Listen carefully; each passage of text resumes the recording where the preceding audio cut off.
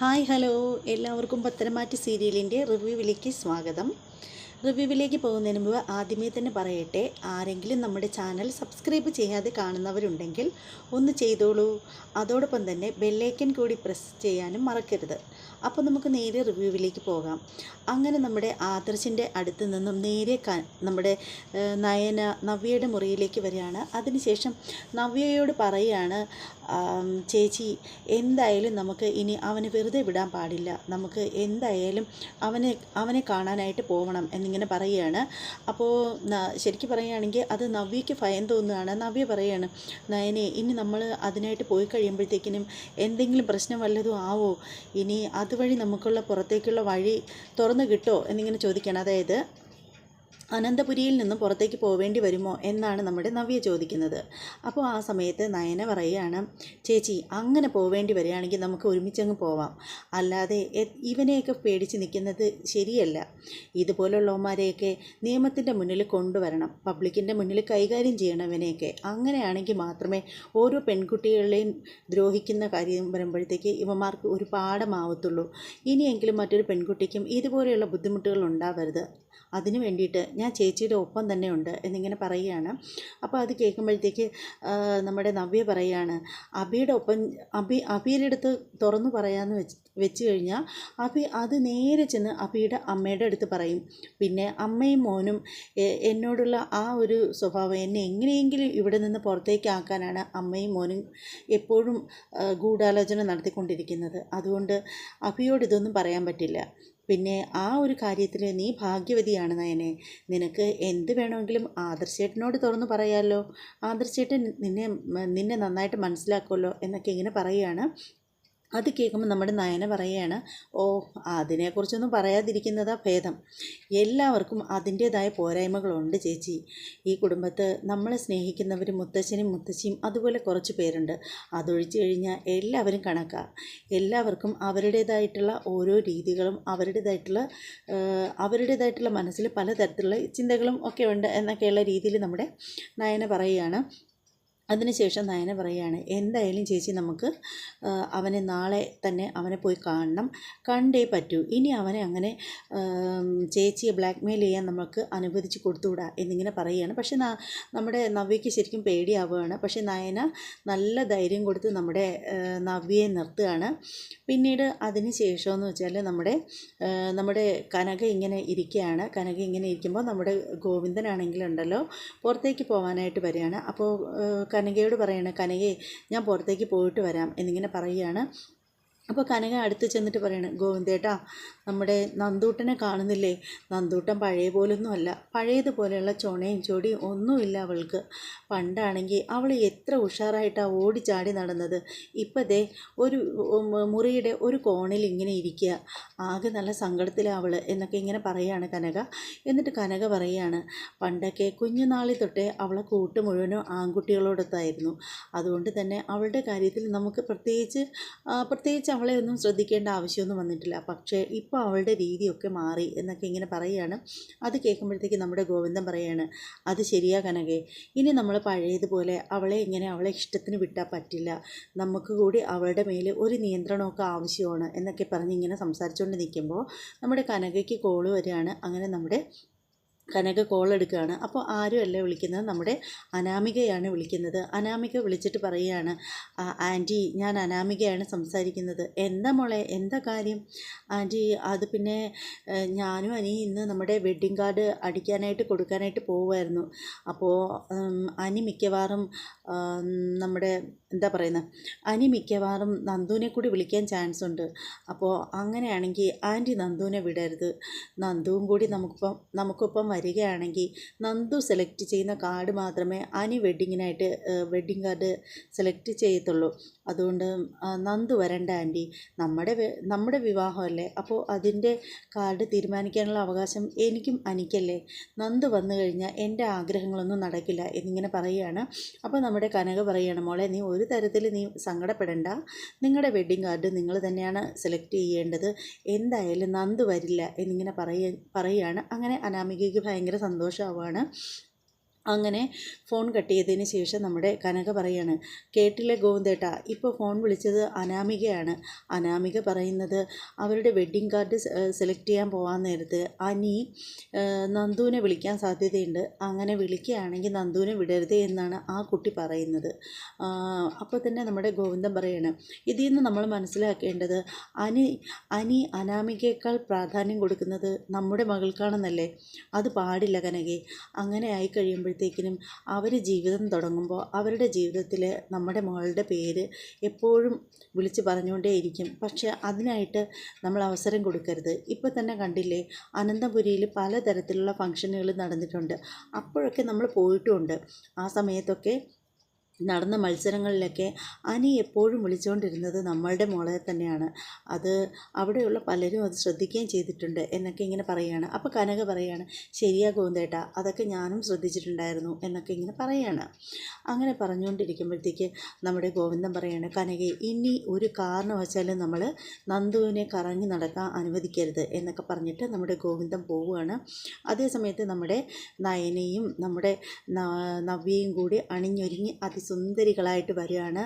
അപ്പോഴത്തേക്ക് നയന ശരിക്കും പറയുകയാണെങ്കിൽ നവ്യയ്ക്ക് നല്ല ഭയമുണ്ട്. നവ്യ പറയുകയാണ്, നയനെ നീയും കൂടി വന്നു കഴിയുകയാണെങ്കിൽ അവൻ നിന്നെ കണ്ടു കഴിയുകയാണെങ്കിൽ ഉറപ്പായിട്ടും നമ്മുടെ അടുത്തേക്ക് വരത്തില്ല എന്ന് പറയുകയാണ്.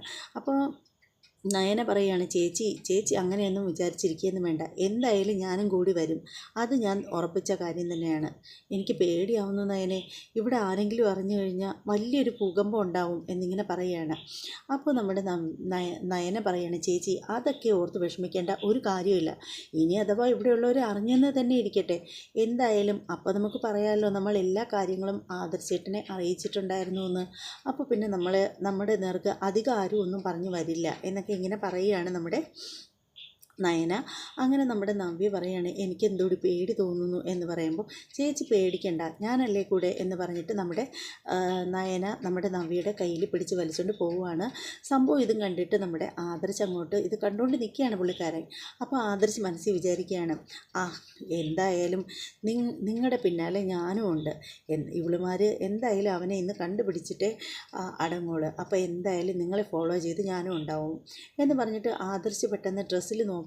എന്നിട്ട് ആദർശ് വിചാരിക്കുകയാണ്, എന്തായാലും ഈ ഷർട്ടും പാൻറ്റും ഇട്ട് പോയാൽ ശരിയാവില്ല, ഇവരാരും മനസ്സിലാക്കാതെ വേഷം മാറി വേണം ചെല്ലാൻ, അതിനിപ്പോൾ എന്താ ചെയ്യുക എന്നൊക്കെ പറഞ്ഞിട്ടിങ്ങനെ ആദർശ് ആലോചിച്ച് നിൽക്കുകയാണ്. അതേ സമയത്തുണ്ടല്ലോ നമ്മുടെ അനിരുദ്ധിനെയാണ് കാണിക്കുന്നത്. അനിരുദ്ധ് ഇങ്ങനെ ആകെ ടെൻഷൻ അടിച്ച് പണ്ടാറടങ്ങി ഇങ്ങനെ ഇരിക്കുകയാണ്. അപ്പോൾ അനിരുദ്ധ് ആലോചിക്കുകയാണ്, ഇനിയിപ്പോൾ എന്താ ചെയ്യുന്നത്, നന്ദുവിനെ ഒന്ന് വിളിച്ചിരുന്നെങ്കിൽ കൊള്ളായിരുന്നു, നന്ദുവിൻ്റെ ശബ്ദം ഒന്ന് കേൾക്കാൻ കൊതിയാവുന്നു എന്നൊക്കെ പറഞ്ഞ് പുള്ളിക്കാരൻ ഇങ്ങനെ ഇരിക്കുകയാണ്. അതിനുശേഷം ഫോൺ എടുക്കുകയാണ്. നോക്കുമ്പോഴത്തേക്ക് ആ സമയത്ത് അനിരുദ്ധിന് വരുന്ന കോള് മറ്റാരുമല്ല, നമ്മുടെ അനിരുദ്ധിനെ വിളിക്കുന്നത് മറ്റാരുമല്ല, നമ്മുടെ അനാമികയാണ്. അനാമികയുടെ കോള് കാണുമ്പോൾ അനിരുദ്ധ് മനസ്സിൽ വിചാരിക്കണം, ഇവളാണല്ലോ വിളിച്ചത്, എനിക്കാണെങ്കിൽ ഇവളുടെ സംസാരിക്കാനായിട്ട് തീരെ താല്പര്യമില്ല, ഇവളും ഞാനുമായിട്ടുള്ള വിവാഹമൊക്കെ ഉറപ്പിച്ച് വെച്ചിരിക്കുന്നതൊക്കെ ശരിയാണ്, പക്ഷേ എന്തോ ഇവളെ എനിക്ക് ഇതുവരെ എൻ്റെ മനസ്സിലോട്ടങ്ങ് കയറിയിട്ടില്ല എന്നിങ്ങനെ അനിരുദ്ധ് മനസ്സിൽ പറയുകയാണ്. അതിനുശേഷം നമ്മുടെ അനിരുദ്ധ് എന്ത് ചെയ്യുന്നോ, നേരെ നമ്മുടെ നന്ദുവിൻ്റെ ഫോണിലേക്ക് വിളിക്കുകയാണ്. അപ്പോൾ നമ്മുടെ നന്ദുവിൻ്റെ ഫോണാണെങ്കിൽ ചാർജിലിട്ടിരിക്കുകയാണ്. അപ്പോൾ നമ്മുടെ കനകയാണ് വന്ന് ഫോൺ എടുക്കുന്നത്. ഫോൺ എടുത്തതിന് ശേഷം നമ്മുടെ കനക പറയുകയാണ്, ഈ പയ്യൻ എന്തിനാണ് ഇങ്ങനെ എപ്പോഴും ഇങ്ങനെ വിളിക്കുന്നത്, ഈ പയ്യനിത് എന്തിൻ്റെ കേടാ, ഒറ്റ ഇടി വെച്ച് കൊടുക്കാം എന്നൊക്കെ പറഞ്ഞിട്ട് ഇങ്ങനെ കൈയൊക്കെ എടുത്ത് ആക്ഷനൊക്കെ കാണിക്കുകയാണ് നമ്മുടെ കനക. അതിനുശേഷം കനക ഫോൺ എടുത്തിട്ട് എടുക്കുകയാണ്. അതിനുശേഷം നമ്മുടെ അനിയോട് ചോദിക്കണം, എന്താ മോനെ വിളിച്ചത്, അത് ആൻറ്റി നന്ദുവിൻ്റെ കയ്യിലൊന്ന് കൊടുക്കുമോ എന്നിങ്ങനെ ചോദിക്കുകയാണ്. അപ്പോൾ ഉടനെ കനക പറയണം, നന്ദു, അയ്യോ മോനെ, അത് പിന്നെ നന്ദു ബാത്റൂമിലാ മോനെ നന്ദു, അതുകൊണ്ട് ഇപ്പോൾ കൊടുക്കാൻ പറ്റില്ല എന്നിങ്ങനെ പറയണം. അപ്പോൾ അനി പറയണം, ഓ ശരി ആൻറ്റി, എന്നാൽ ഞാൻ പിന്നെ വിളിച്ചോളാം. വേണ്ട മോനെ, വിളിക്കുകയൊന്നും വേണ്ട, വിവാഹമൊക്കെ ആയി നിൽക്കുകയല്ലേ, അപ്പോൾ ഇനി വിവാഹമൊക്കെ ശരിക്കും വിളിച്ചു തുടങ്ങിയില്ലെന്നൊക്കെയാണ് അറിയാൻ സാധിച്ചത്. മോൻ ഇനി അതിൻ്റെ ആവശ്യത്തിലൊക്കെ ആയിട്ട് നടക്ക്, എന്തിനാ വെറുതെ ഫോൺ വിളിച്ച് സമയം വേസ്റ്റാക്കുന്നത് എന്ന് പറഞ്ഞിട്ട് നമ്മുടെ കനക ഫോൺ കട്ട് ചെയ്യുകയാണ്. അപ്പോൾ അനിരുദ്ധ ആകെ ടെൻഷനിലായി, പുള്ളിക്കാരൻ ഇങ്ങനെ സങ്കടപ്പെട്ടിരിക്കുകയാണ്. അതേസമയം അവർണിക ഫോൺ വിളിച്ചിട്ട് എടുക്കാത്തതിൻ്റെ ദേഷ്യത്തിന് അവർണിക ശരിക്കും അവർണികയല്ല, പേര് മാറിപ്പോയി, അനാമിക അങ്ങനെ ശരിക്കും ടെൻഷൻ അടിച്ചിരിക്കണം, എല്ലാം കൂടെ മിക്സായി തോന്നുന്നു. അവർണികയല്ല കേട്ടോ, അനാമിക. അനാമിക അങ്ങനെ ശരിക്കും ടെൻഷനായിട്ടിരിക്കുകയാണ്. അനിരുദ്ധിനെ ശരിക്കും പറയുകയാണെങ്കിൽ കിട്ടിയ അരച്ച് പിടിക്കാനുള്ള അത്രയും ദേഷ്യത്തിൽ പുള്ളിക്കാരത്തി ഇരിക്കുകയാണ്. അങ്ങനെ നമ്മുടെ കനകയുണ്ടല്ലോ, ആ ഫോണ് തിരിച്ച് അങ്ങ് കൊണ്ട് വെച്ചിട്ട് പറയുകയാണ്, എങ്ങനെയെങ്കിലും നന്ദൂട്ടൻ്റെ മനസ്സിൽ നിന്ന് ഇവനെ വായിക്കാനായിട്ടാണ് ഞാൻ ശ്രമിക്കുന്നത്, അതിൻ്റെ ഇടയിൽ ഇവൻ എന്തിനാ ഇടിച്ച് കയറി വന്ന് ഇങ്ങനെ ഫോൺ വിളിച്ചുകൊണ്ടിരിക്കുന്നത് എന്നൊക്കെ പറഞ്ഞിട്ട് നമ്മുടെ കനക ഇങ്ങനെ ടെൻഷനായിട്ടിരിക്കുകയാണ്. അതേസമയം ഉണ്ടല്ലോ, ഒരു ഓട്ടോറിക്ഷയിൽ നമ്മുടെ നയനയും നവ്യയും വന്നിറങ്ങുകയാണ്.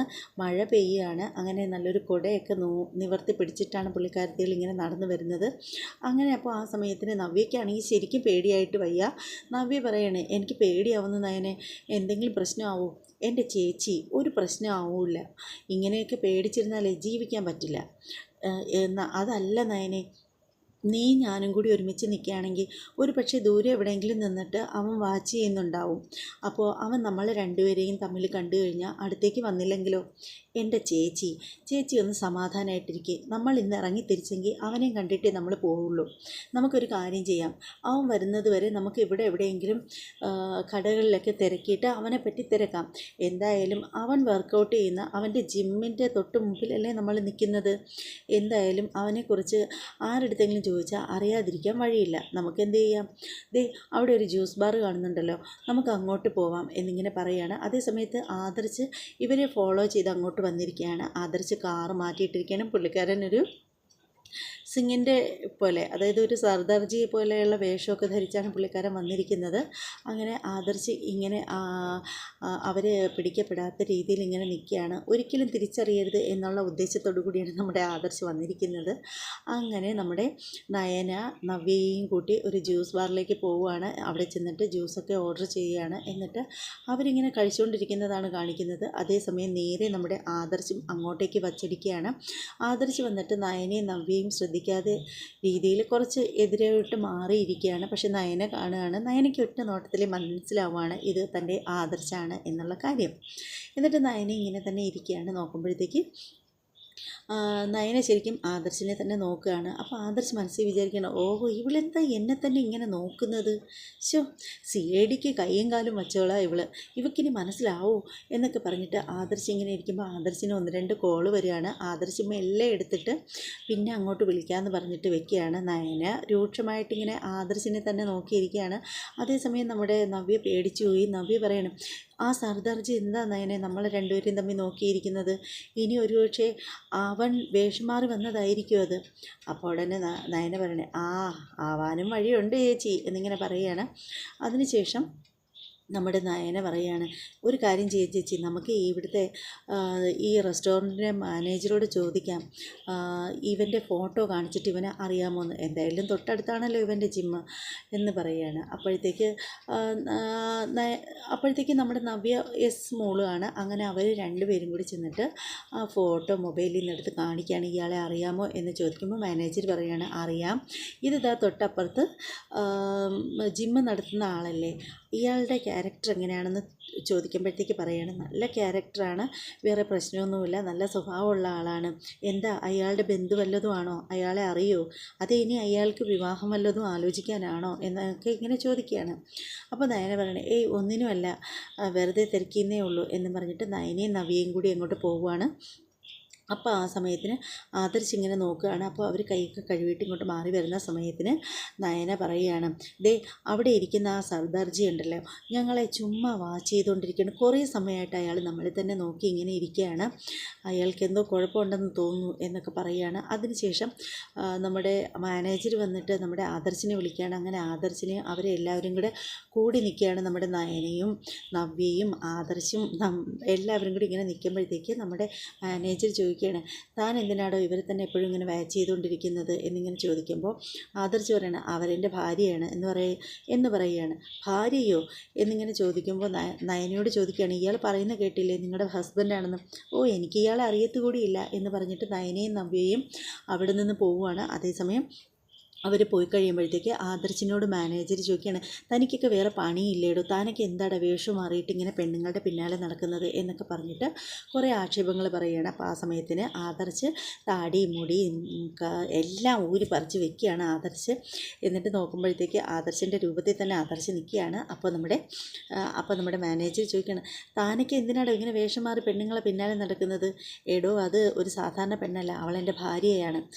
പലരും ഇങ്ങനെ പിടിക്കപ്പെടുമ്പോൾ എൻ്റെ കാമുകിയാണെന്നൊക്കെ പറയും, പക്ഷേ ഭാര്യയാണെന്നൊക്കെ പറയുന്നത് ഇത് ആദ്യമായിട്ടാണ് എന്നിങ്ങനെ പറയുമ്പോൾ ആദർശ് ഫോൺ എടുത്തിട്ട് അതിനകത്ത് നിന്ന് നയനയും ആദർശും കൂടെ തമ്മിൽ നിൽക്കുന്ന ഫോട്ടോസൊക്കെ കാണിക്കുകയാണ്. അത് കാണുമ്പോഴത്തേക്ക് പുള്ളിക്കാരന് കാര്യം മനസ്സിലാവുകയാണ്. എടോ, താൻ എന്തിനാടോ ഇങ്ങനെ പെണ്ണുങ്ങളെ തൻ്റെ ഭാര്യയുടെ പിന്നാലെ ഇങ്ങനെ അലയുന്നത്? എനിക്കൊരു കാര്യം ബോധ്യമായി, എന്തായാലും താനൊരു സംശയരോഗിയാണ് എന്നിങ്ങനെ പറയുകയാണ്. അങ്ങനെ ആദർശോടാണ്, എടോ സംശയരോഗി തൻ്റെ എന്നൊക്കെ ഇങ്ങനെ പറയുകയാണ്. അതിനുശേഷം നമ്മുടെ ആദർശ് ഇങ്ങനെ അന്തം വിട്ട് ഉണ്ട കണ്ണൂരിട്ട് ഇങ്ങനെ ഇരിക്കുകയാണ്. അപ്പോഴത്തേക്ക് ഇന്നത്തെ എപ്പിസോഡ് തീരുകയാണ്. ഇന്നത്തെ എപ്പിസോഡ് എല്ലാവർക്കും ഇഷ്ടമായി എന്ന് വിശ്വസിക്കുകയാണ്. ഇഷ്ടമായെങ്കിൽ തീർച്ചയായും നിങ്ങൾ നമ്മുടെ ചാനലിന് സബ്സ്ക്രൈബ് ചെയ്ത് ബെല്ലൈക്കൺ കൂടി ക്ലിക്ക് ചെയ്തേക്കണം. അപ്പോഴായിരിക്കും ഞാനിടുന്ന വീഡിയോകളുടെ നോട്ടിഫിക്കേഷൻ അപ്പോഴായിട്ട് നിങ്ങൾക്ക് കിട്ടുക. അതുമാത്രമല്ല, നിങ്ങളുടെ അഭിപ്രായങ്ങളും നിർദ്ദേശങ്ങളും ഒക്കെ കമൻറ്റ് ചെയ്തേക്കണം. ഇനി മറ്റൊരു എപ്പിസോഡിൻ്റെ റിവ്യൂവുമായിട്ട് ഞാൻ വരുന്നതായിരിക്കും. അതുവരെ എല്ലാവർക്കും ബൈ.